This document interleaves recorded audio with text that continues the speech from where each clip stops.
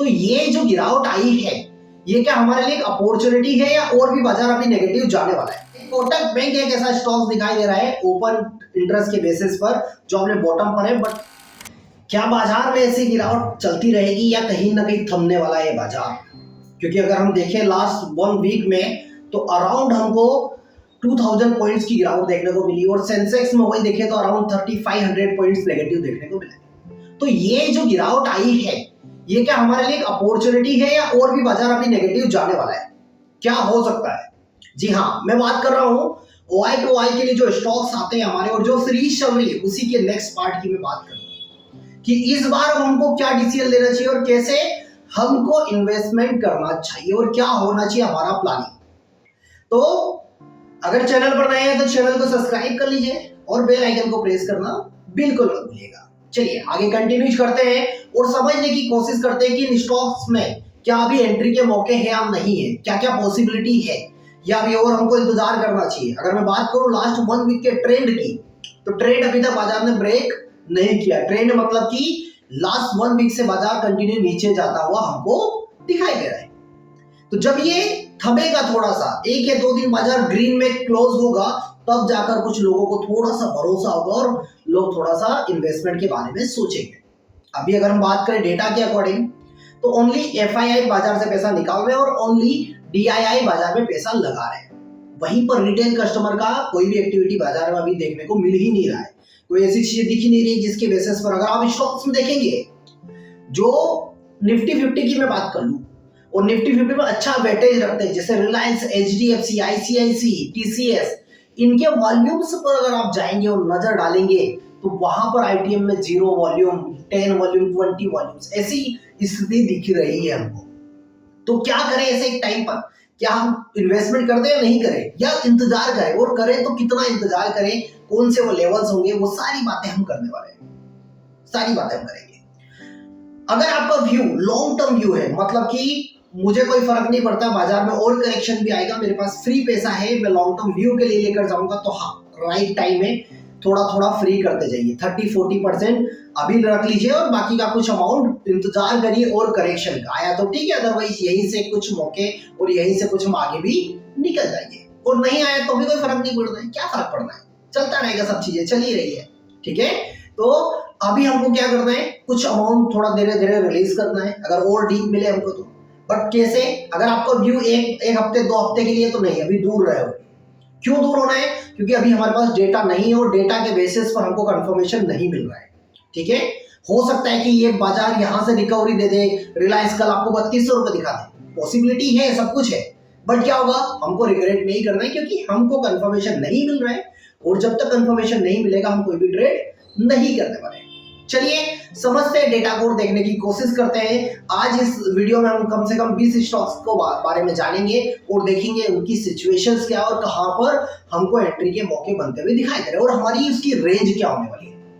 अगर आपको इससे रिलेटेड कोई भी सवाल है, वीडियो कैसा लगा वो भी जरूर बताइएगा, वीडियो को एंड तक जरूर देखिएगा और अपने वैल्यूएबल कमेंट्स भी शेयर करना बिल्कुल मत भूलिएगा। चलिए स्क्रीन को कर देते हैं हम शेयर। इस साथ आपको यहाँ पर अब क्या दिखाई दे रहा है, सबसे पहले जो हमारी नजर है रिलायंस पर, तो रिलायंस का डेटा हम उठा लेते हैं। रिलायंस पर देखिए क्या दिखाई दे रहा है, रिलायंस का जो बॉटम हमको दिखाई दे रहा है वो 2900 पर बॉटम दिखाई दे रहा है यहाँ पर, और अब टॉप भी कहां पर आ चुका है 2900, मतलब कि पूरा लास्ट मंथ जैसा डेटा 3100 से कहां आ चुका था, 3000 पर आ चुका था, ठीक है। बट वहीं पर अगर OI चेंज देखेंगे इसका तो ये यहाँ पर भी इंक्रीज होता हुआ दिखाई दे रहा है, मतलब कि वो 2800 रुपए पर भी टॉप क्रिएट करने की कोशिश करेगा। अगर ये बाजार नहीं संभला तो इसका टॉप भी नीचे धीरे धीरे फिसलता चला जाएगा और साथ ही साथ अभी इसका बॉटम कहां तक जनरेट होने की कोशिश कर रहा है, बनने की कोशिश कर रहा है। देखिए इसका जो बॉटम है वो 2700 तक का बॉटम वो लगाने की कैपेसिटी रखता है ये स्टॉक्स अभी। मतलब अगर हमको यहाँ पर ध्यान रखना है कि अगर हमको कुछ भी चीजें डिसीजन लेना तो सोच समझ कर। अब यहीं पर देखिए इसके वॉल्यूम वाले सेक्टर पर हम देखते हैं, वॉल्यूम वाले कॉलम पर देखते हैं, ये है वॉल्यूम का कॉलम और यहाँ पर ITM में देखिए कोई खरीदारी बिल्कुल नहीं है। यहाँ पर कितने ट्रेड हुए हैं, 388, यहाँ पर देखिए 0, यहाँ पर 43, यहाँ पर 121, यहाँ पर 121, यहाँ पर देखेंगे 200 और यहाँ पर देखेंगे तो 600, मतलब कि ट्रेड ही नहीं हो रहे। और लोग जब इंटरेस्ट नहीं दिखाएंगे, जब तक रिटेलर यहाँ पर पार्टिसिपेट नहीं करेंगे, हमको इस स्टॉक से दूर रहना है। चलिए अगला देखते हैं एचडीएफसी बैंक क्या दिखाई दे रहा है। एचडीएफसी बैंक की भी कहानी कुछ ऐसी है, देखिए 0, 17, 15, 6, 51, 37, 56, 94, 284, मतलब कि ये वेटेज वाले स्टॉक्स हैं जिनके अंदर सबसे ज्यादा वॉल्यूम्स होते हैं। इन स्टॉक्स की हालत ये पड़ी है, बताइए। अब यहां पर अगर इंटरेस्ट नहीं दिखाई तो हम जबरदस्ती क्यों पैसा घुसाए? शायद हो सकता है ये स्टॉक्स उड़ जाए, वापस 1800 रुपए आ जाए, बट हमको ऐसी अभी कोई भी रिस्क नहीं लेना है। बॉटम की हम बात करें तो 1650 पर एक बॉटम क्रिएट होता हुआ हमको दिखाई दे रहा था, और दूसरा है 1600 पर भी जाता हुआ दिखाई दे रहा है, देखिए। ठीक है, 1600 रुपए तक की रेंज अभी दिखाई दे रही है, अगर है तो आपको 1600 रुपए दिखा देगा, कुछ टाइम पर ही है। वहीं पर अगर हम टॉप की बात करें तो इसका टॉप कहां दिखाई दे रहा है हमको? टॉप हमको 1800 था, 1800 से नीचे आया, अब 1700 रुपए पर इसका टॉप हमको क्रिएट होता हुआ दिखाई दे रहा है। अगला देखते हैं टीसीएस। टीसीएस में देखिए क्या चीजें हो रही है।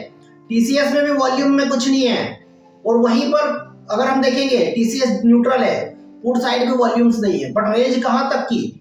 रेंज की अगर बात करूं तो मैं 4000 तक का ये बॉटम लगा सकता है, टॉप से ही ये स्टॉक्स गिरा हुआ है। चलिए अगला कौन सा? अशोक लीलैंड।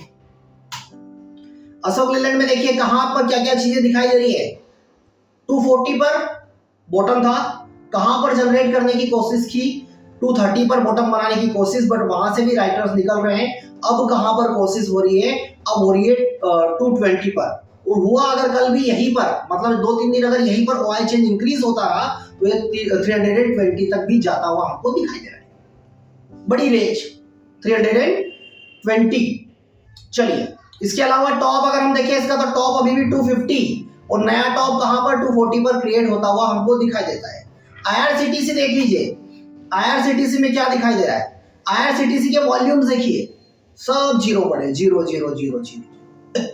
तो मतलब जब तक वॉल्यूम्स नहीं आएगा तब तक हमको कुछ नहीं करना है, चाहे ये ट्रेड हमारे मिस हो जाए। आरती देख लीजिए, आरती में देखिए हालत, भाई साहब ट्रेड ही नहीं हो रहे, देखिए सारे जीरो भरे पड़े, सब जीरो भरे पड़े। तो जब जीरो है तो क्या करना चाहिए? हाँ, एक दो स्टॉक्स है जो मैं अभी आपको बताऊंगा कि जहां पर मौके हैं, जहां पर वॉल्यूम्स है, वो स्टॉक्स पर बिल्कुल दिमाग लगाया जा सकता है। बने रहे, बताता हूं अभी। ठीक है, चलिए इसके बाद आता है एक्सिस बैंक। एक्सिस बैंक देखिए, एक्सिस बैंक की भी कुछ हालत ऐसी है, कुछ हालत ऐसी ही हमको दिखाई दे रही है। और इसके अलावा एक्सिस बैंक के अलावा देख लेते हैं हम भेल, देख लेते हैं भेल में क्या दिखाई दे रहा है। भेल की तो और बदतर हालत है, और बदतर क्या है? बॉटम कहां पर? 280, अब 270 पर आ रहा है, और 260 जाएगा, उसके साथ साथ और भी संभावना 250 तक भी है, और अगर ये यहाँ पर ओपन इंटरेस्ट इंक्रीज रहा तो 230 भी दिखा देगा। और अगर दिखाया तो कुछ अमाउंट हमको क्या करना है? बस 230 या 250 मिलेगा तो कुछ अमाउंट हम यहाँ पर ऐड करके चलेंगे। टॉप अभी भी हमारे पास 300 ही दिखाई दे रहा है, इस बात का ध्यान रखिएगा। टॉप पे कोई भी चेंजेस हमको नहीं दिखाई दे। नेशनल एल्यूमिनियम, चलिए नेशनल एल्यूमिनियम क्या दिखाई दे रहा है? टॉप 230 का अभी भी दिखाई दे रहा है, बॉटम कहां पर? 220 पर, वाई चेंज कहां पर? 215 पर, तो और नया कहां पर? 200, मतलब कि और 20 रुपए नीचे तक की रेंज हमको दिखाई दे रही है नेशनल एल्यूमिनियम पर। एक है डाउन साइड पे, किसी का आरबीएल बैंक रखा हुआ है। आरबीएल बैंक बता देता हूं मैं, आरबीएल बैंक में आपको बता दूं कि ये बैंक चल रहा है, यहाँ पर कोई भी डेटा इसका आ ही नहीं रहा है, ये बस चल रहा है स्टॉक्स, इसमें कोई भी एनालिसिस कुछ भी चीजें नहीं है, बस हाँ 200 का बॉटम था, उसके नीचे भी संभावना है, वाई चेंज कहीं पर इंक्रीज हो ही नहीं रहा है, जो राइटर ऑलरेडी है वो धीरे धीरे इस पोजीशन से एग्जिट हो रहे हैं। ठीक है, चलिए पीएफसी एक अच्छा बॉटम कहां पर था? हमारे पास 480 470 पर एक बॉटम हमको क्रिएट हुआ था, बट इसने नया बॉटम कहां पर अब बनाने की कोशिश कर ली? 450 का, और 450 का बॉटम ऑलरेडी ये लगा चुका है। तो ये स्टॉक्स हो सकता है कि एक रिवर्सल दे दे और अभी बॉटम के आसपास ही चलता हुआ हमको दिखाई दे रहा है। रही बात वॉल्यूम वाले फैक्टर की, तो वॉल्यूम की तरफ से आपके पास कोई भी कंफर्मेशन नहीं है कि आपको, अगर हम देखें हम कि रिस्क फ्री, तो ऐसा कोई भी स्टॉक्स अभी फिलहाल नहीं दिखाई दे रहा। क्यों? क्योंकि वॉल्यूम ही नहीं है, और वॉल्यूम नहीं है तो कुछ नहीं कर पाएंगे आप। पीएनबी को देख लीजिए, पीएनबी का भी डेटा कुछ ऐसा ही है। पीएनबी देखिए 100 तक की रेंज हमको दिखाई दे रही है, और भी नीचे अगर और स्ट्राइक प्राइस करेंगे तो और भी नीचे जाता हुआ हमको दिखाई दे रहा है। वहीं पर पेट्रोनेट देख लीजिए, पेट्रोनेट पे क्या दिखाई दे रहा है हमको, पेट्रोनेट के वॉल्यूम ओपन इंटरेस्ट देखिए 340, 330, 320 और वहीं पर वॉल्यूम मतलब खरीदारी हो ही नहीं रही। और जब तक खरीदारी नहीं होगी तो हम ट्रेड कैसे कर पाएंगे, कैसे पॉसिबल है वो सारी चीजें। चलिए और वहीं पर देखते हैं कोटक बैंक को। कोटक बैंक देखिए, कोटक बैंक में भी हमको क्या दिखाई दे रहा है, 1800 का बॉटम दिखाई दे रहा है और ये बॉटम कितना है 49% हमको पॉजिटिव दिखाई दे रहा है। कोटक बैंक एक ऐसा स्टॉक दिखाई दे रहा है ओपन इंटरेस्ट के बेसिस पर जो अपने बॉटम पर है, बट साथ ही साथ यहाँ पर जब भी किसी स्टॉक्स में वॉल्यूम नहीं होते हैं वो एक या दो डाइवर्जन जनरली फिसल जाता है। तो हो सकता है कि ये मंथ भी हमारा कुछ वैसा ही निकलने वाला। लास्ट टाइम क्या होता, लास्ट मंथ स्टार्टिंग के एक हफ्ते डेढ़ हफ्ते बहुत परेशान किया स्टॉक्स में और लास्ट में क्या जबरदस्त रिटर्न दिए, मजे आ गया भाई। तो ये मंथ भी हो सकता है कि ऐसा ही कुछ होने वाला हो। स्टार्टिंग है, शांत बैठिए, पैसा है, कोई दिक्कत नहीं, बने रहिए। जब अच्छा कुछ मूव आएगा तो तब हम देखेंगे और तब हम कुछ नया इन्वेस्टमेंट के बारे में सोचेंगे। तो अभी कुछ नहीं करना है, बाजार का फेस चेंज होने दीजिए, कुछ डेटा आने दीजिए और वॉल्यूम आएंगे ना तो फिर हम कुछ नहीं देखेंगे, हम कूद जाएंगे, क्योंकि हम काफी टाइम से बैक टेस्ट करते आ रहे हैं। ठीक है, तो अभी आज हमने 20 स्टॉक्स के बारे में डिस्कस किया है टोटल। इसके अलावा भी हम लाइव में भी और डिस्कस करते रहेंगे। ये वीडियो की सीरीज में कंटिन्यू लेकर आप लोगों के लिए आने वाला हूँ।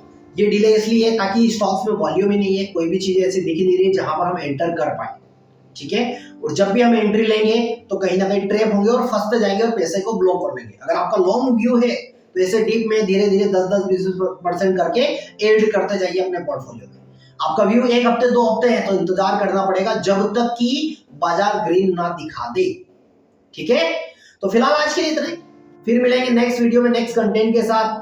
और अगर चैनल पर नए हैं तो चैनल को सब्सक्राइब कर लीजिए और बेल आइकन को प्रेस करना बिल्कुल मत भूलिएगा। Thank you so much.